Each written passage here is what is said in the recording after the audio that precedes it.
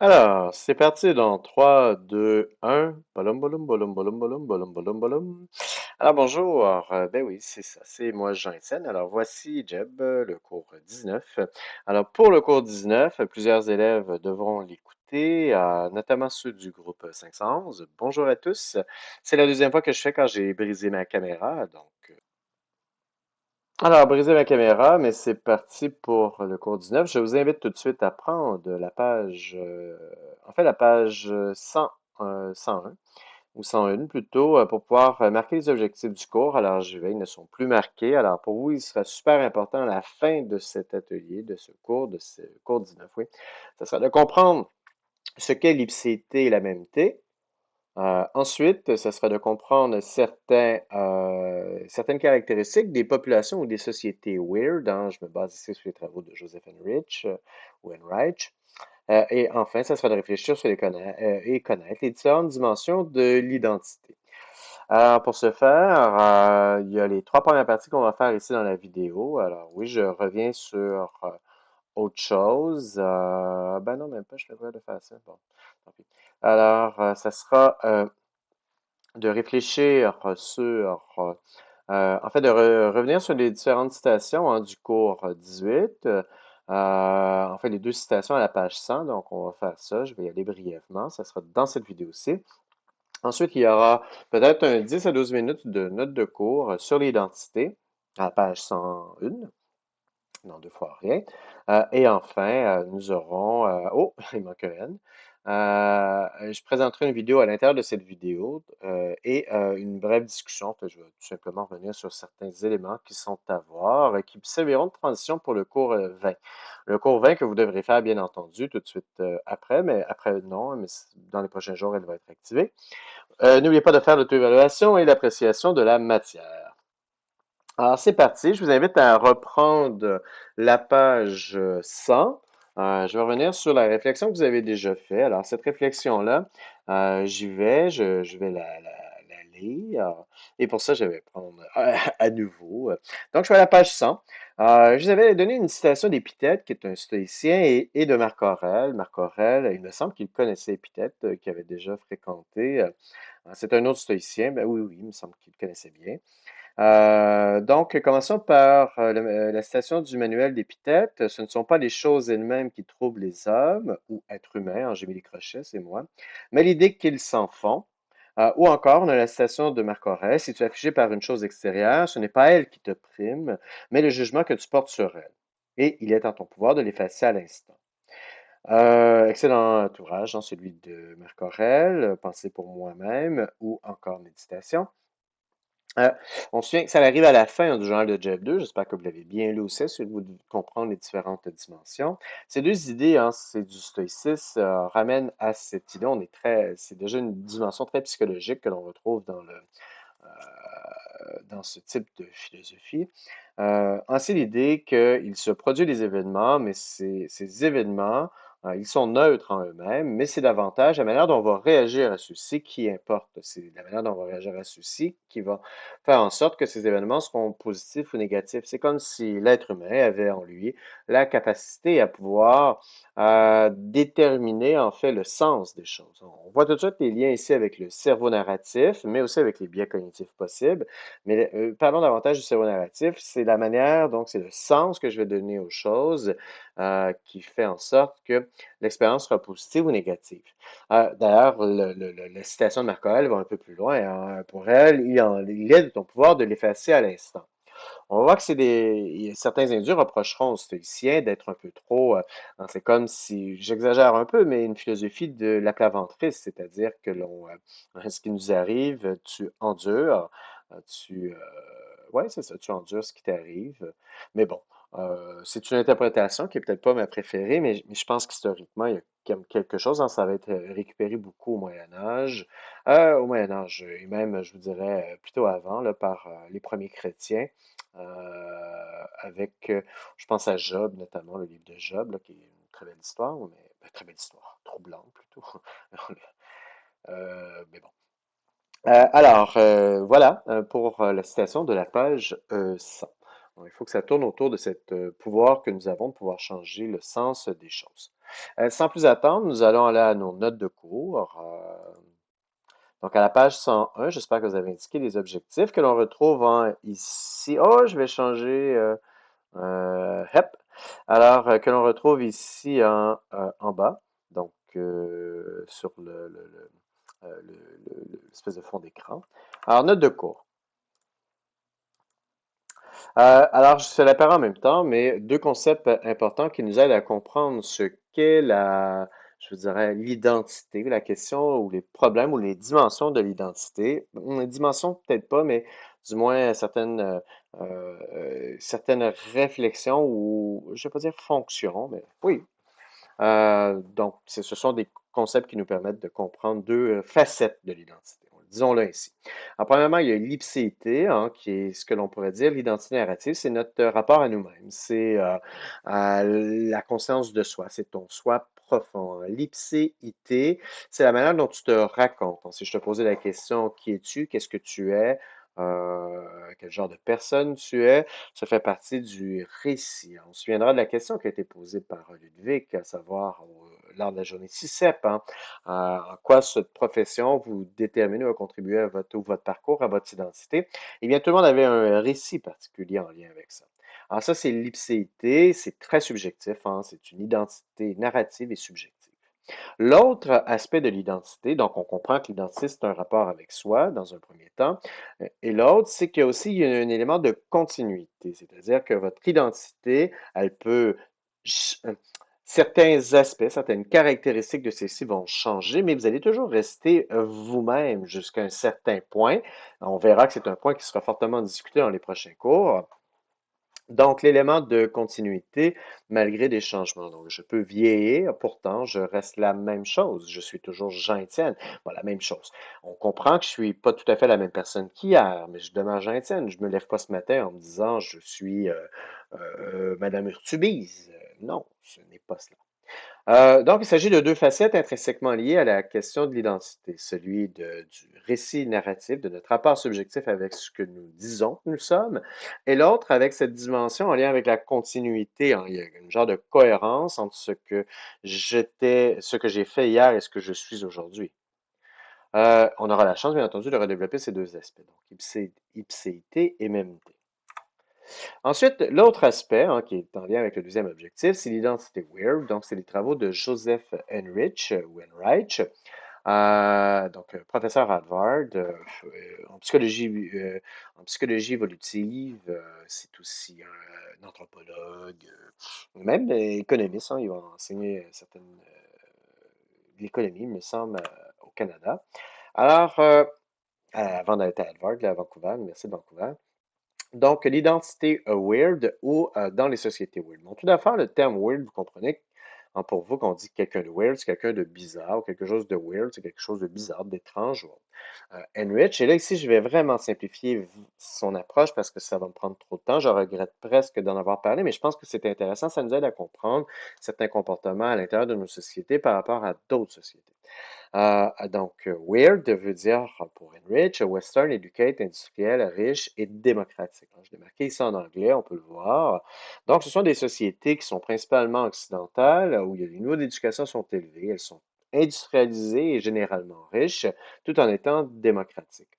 Alors, sur le plan de l'identité, il y a plein je veux dire, le livre de Joseph Enrich, The Weirdest People in the World, en est rempli de statistiques, de données, d'études. C'est vraiment palpitant à lire. Alors, quelques caractéristiques sur la manière dont vous vous définissez. Alors, on va aller voir là, hein, les gens qui sont dans une société weird, parce que si je demande, et l'étude a été réalisée, hein, à des gens d'Amérique du Nord de se définir et des gens notamment de Centrafrique de se définir, alors, on n'insistera pas sur les mêmes choses. C'est la même chose entre un Américain aussi, ou un Canadien, là, ou un Européen, et quelqu'un qui vient de l'Inde ou encore de la Chine. Alors, il y a une espèce de tension, ben pas tension, mais les sociétés weird sont généralement des sociétés davantage centrées sur l'individu, sur l'individualisme, en libertés et droits individuels, versus des approches qui sont beaucoup plus collectivistes ou collectives. Alors, on peut penser ici, bien entendu, il y a eu toute une évolution de la pensée socialiste des années 80 qui va donner naissance notamment au communisme à la fin du 19e siècle, ben, milieu là, du 19e siècle. Donc, des approches qui sont plutôt collectivistes.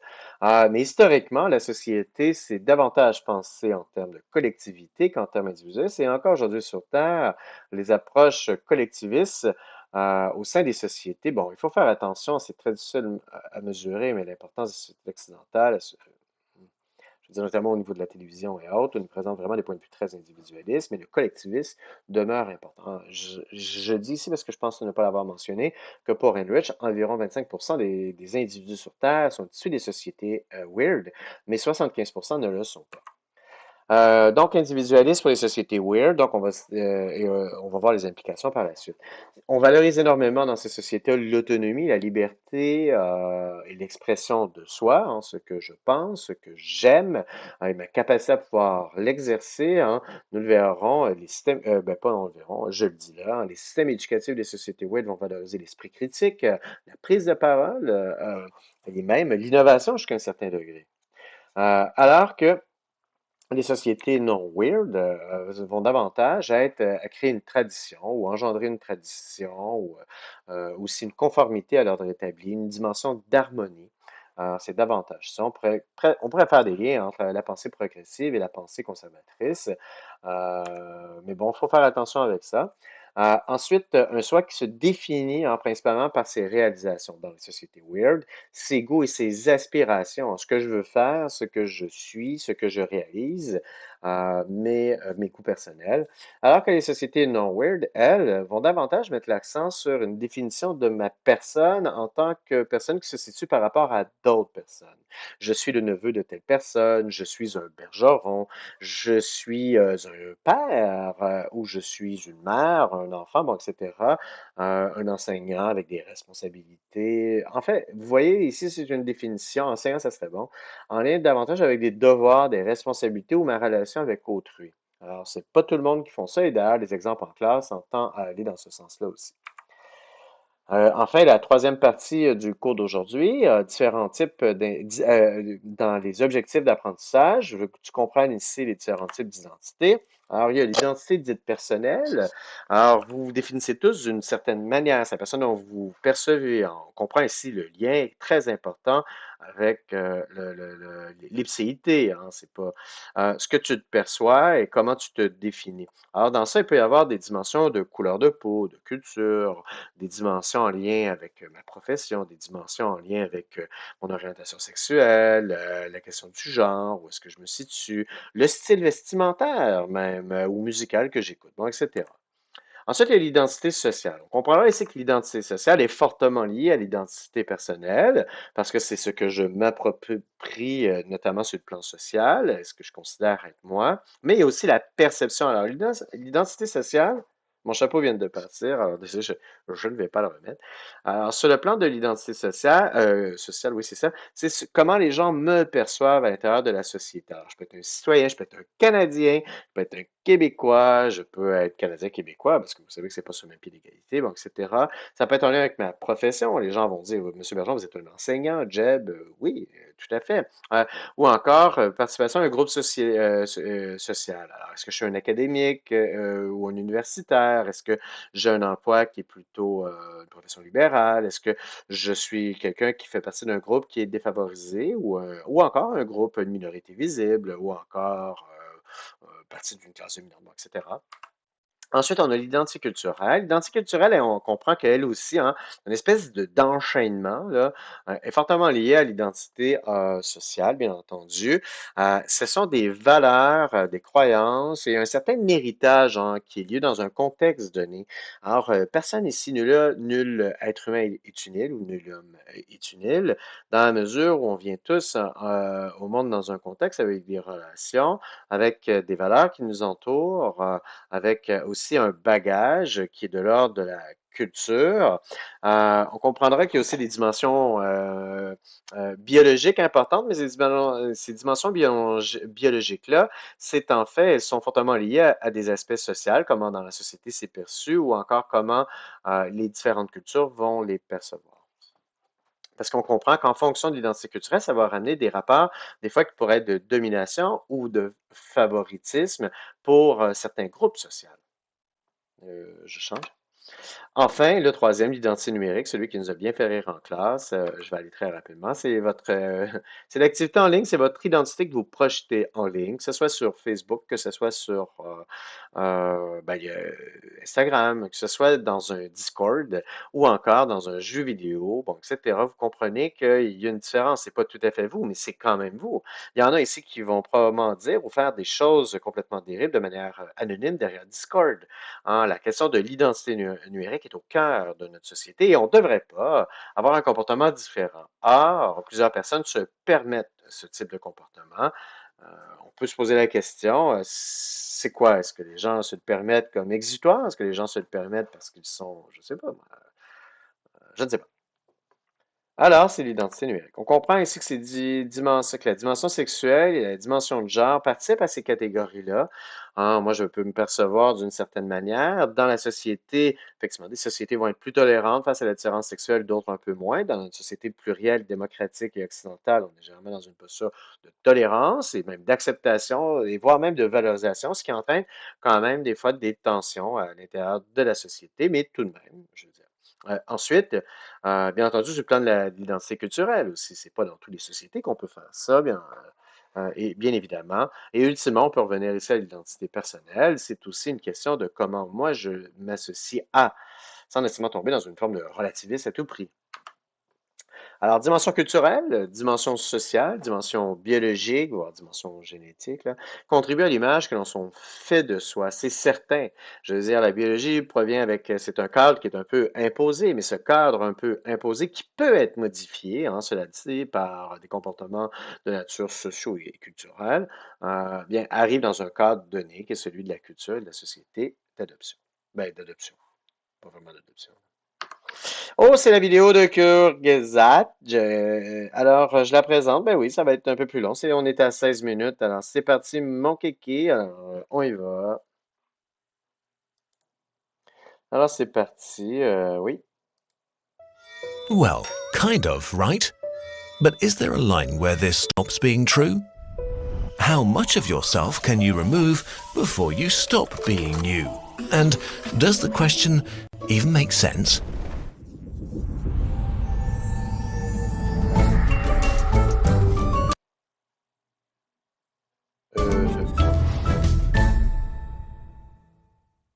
Your physical existence is cells, trillions of them, at least 10 times more than there are stars in the Milky Way. A cell is a living being, a machine made of up to 50,000 different proteins. It has no consciousness, no will, no purpose, it just is. But it is still an individual. Together, your cells form huge structures for jobs like preparing food, gathering resources, transporting stuff around, scanning the environment, and so on. If you extract cells from your body and put them in the right environment, they will continue to stay alive for a while. So, your cells can exist without you. But you can't exist without them. If we take all the cells away, there is no you anymore. Is there a line where a pile of your cells stops being you? For example, if you donate an organ, billions of your cells will continue to live on inside someone else. Does this mean that a part of you became a part of another person? Or is this other body keeping a part of you alive? Or let us imagine an experiment. You and a random person from the street exchange cells. One at a time, your body gets one of their cells, their body gets one of your cells. At which point would they become you?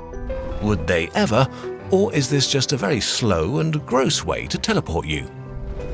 Let's make this more complicated.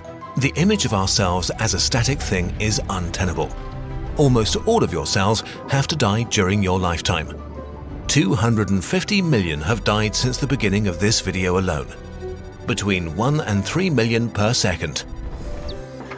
In a 7-year period, most of your cells are replaced at least once. Every time your cell setup changes, you are slightly different than before, so a part of you is dying constantly. If you are lucky enough to become old, you will have cycled through roughly 1 billion cells. So what you consider yourself is really just a snapshot. But sometimes cells are broken and don't want to die. questioning the very nature of the unity of our bodies. We call them cancer. They cancel the biological social contract and become basically immortal. Cancer is not an outside invader, it's a part of you that puts its own survival over yours. But you could also argue that a cancer cell becomes another entity inside us, another being that just wants to thrive and survive. Can we blame it for that? A chilling cell story is that of Henrietta Lacks, a young cancer patient who died in 1951. Usually, cells only survived for a few days in the lab, making research very hard. Henrietta's cancer cells were immortal. Over the decades, they were multiplied over and over again and used for countless research projects, saving countless lives. Henrietta's cells are still alive and overall have been grown to at least 20 tons of biomass. So there are living parts around the world from someone who has been considered dead for decades. How much of Henrietta is in these cells? What makes one of your cells you anyway? Maybe the information contained in it, your DNA. Until recently, it was believed that all the cells in your body had basically the same genetic code. But it turns out this is wrong. Your genome is mobile, changing over time through mutations and environmental influences. This is especially the case in your brain. According to recent discoveries, a single neuron in an adult brain has more than 1,000 mutations in its genetic code that are not present in the cells surrounding it. But how much you is your DNA really? About 8% of the human genome is made up of viruses that once infected our ancestors and merged with us. Mitochondria, power plants of the cell, once were bacteria that merged with the ancestors of your cells. They still have their own DNA. An average cell has hundreds of them, hundreds of little things that are not really human, but they still kind of are. It is confusing. Let's backtrack a bit. We know that you're made up of trillions of little things, made from more little things that are constantly changing. Together, all those little things are not static but dynamic. Their composition and condition is changing constantly. So we might just be a self-sustaining pattern without clear borders that gained self-awareness at some point and now has the ability to think about itself through time and space, but really only exists in this exact very moment. On a déjà vu ça, là. Where did this On va pattern revenir start? dessus. With your conception? When the first human arose? When life first began conquering our small planet? Or when the elements that make up your body were forged in a star? Our human brains evolved to deal with absolutes. The fuzzy borders that make up reality are hard to grasp. Maybe ideas like beginning and end, life and death, you and me, are really not absolutes, but ideas belonging to a fluent pattern, a pattern that is lost in this strange and What? Non, non, beautiful universe. The problem of who we are Isn't just a question of our cells, but it's also a question of our minds. Just as our cells can be divided and separated from us, so can our very brains be divided and separated from us, while still in the skull. Click here to go to my channel and watch the next part. Donc, vous avez écouté cette vidéo, c'est presque terminé, on est à 23 minutes. Alors, vous pouvez voir hein, que ça résume un certain nombre d'éléments qu'on a vus. Donc, CGP Grey, c'est la deuxième vidéo hein, qu'il fait en We Are Two. Ça va aborder notamment la question du split brain et autres. Vous pouvez l'écouter si vous voulez, mais je vais mettre la vidéo de Kurzgesagt sur le Moodle. Donc, vous pourrez la suivre et aller après ça. Je vous suggère même de vous abonner.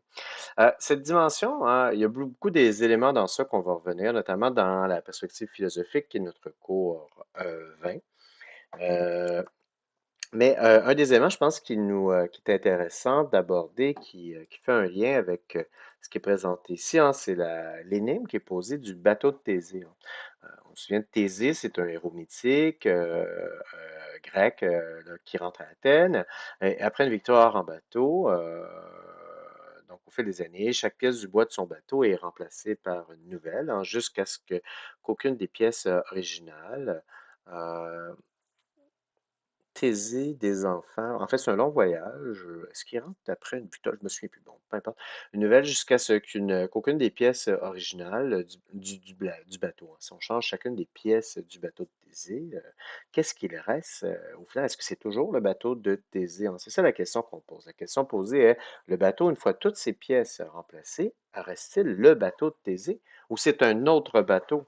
On comprend que c'est toujours la propriété de Thésée, mais est-ce que c'est le bateau de Thésée? Si Thésée avait appelé son bateau, peut-être qu'il l'a appelé, Thésée-le, hein, le bateau Taisez-vous, ou je ne sais pas. Est-ce que ce bateau-là se nomme toujours le bateau Taisez-vous? Hein, est-ce que le Titanic, si j'ai remplacé toutes les pièces du Titanic, est toujours le Titanic? Vous comprenez? C'est sûr que si je prends une approche qui est de nature physicaliste, et on voit la même chose avec JP, Kurzgesagt dans ce qui vous a été présenté avant, si je change toutes les cellules de mon corps, est-ce que je suis toujours la même personne?